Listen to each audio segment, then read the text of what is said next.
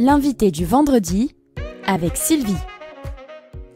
Et notre invité, bien sûr, c'est une véritable référence dans la musique israélienne contemporaine. Né à Marseille, il a su trouver, bien sûr, à travers son style unique, mêlant tradition et modernité, toucher surtout un public bien au-delà des frontières. Ses textes profonds, ses mélodies envoûtantes résonnent dans le cœur de nombreux fans à travers le monde.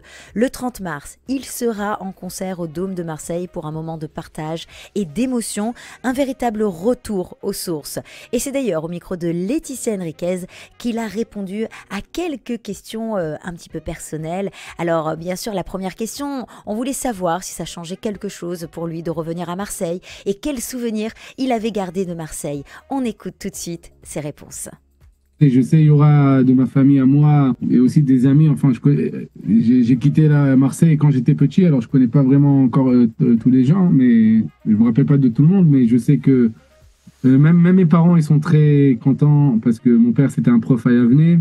Ouais. Et il était aussi de la communauté de la Rose. Alors, pour nous tous, c'est quelque chose de très spécial.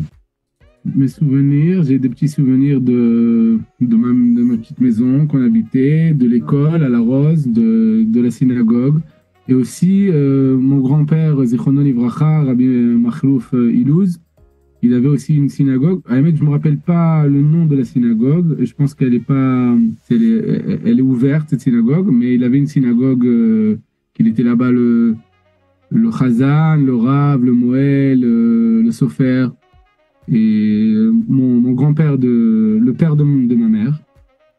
Je me rappelle beaucoup qu'on allait à pied, au moins 3 quarts d'heure à pied pour aller à la synagogue. Et j'essaierai de voir ce qu'on pourrait faire avec ma famille et peut-être faire, j'ai pensé faire Tfilat Mincha à la Rose. En tout cas, on se demande aussi s'il y a encore une partie française chez Ishaï Ribo. Écoutez sa réponse. À Emet, j'ai travaillé très dur, enfin, quand j'étais petit, travailler sur mon accent marseillais. Alors là, Baruch Hashem, j'ai pas d'accent, ça veut dire que je parle l'hébreu très bien. Baruch Hashem, c'était quelque chose qui était très important pour moi.